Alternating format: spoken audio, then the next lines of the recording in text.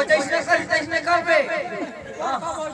हां ले बड़का भाई और जैसे वो कर ही भैया तैसने तो कर बे ना। अरे एक साथ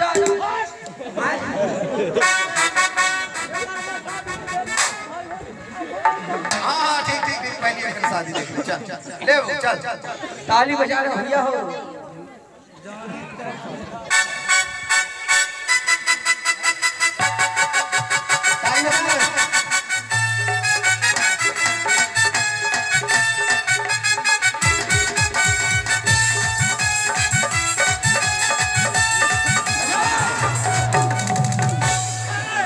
या का खस रे हां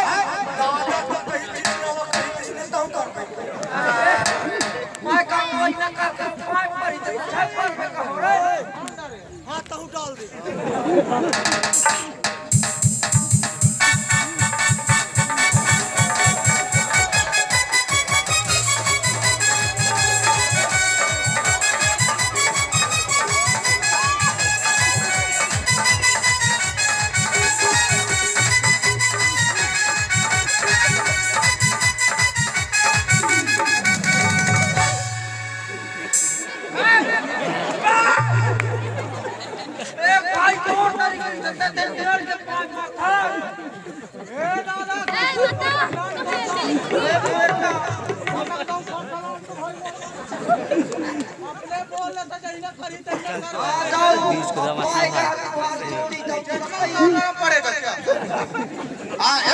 हल्ला उल्ला नहीं चलो अपनी काउंट बनाओ समय चल भाई आ जाओ शादी तो हो दे लोग बना ले।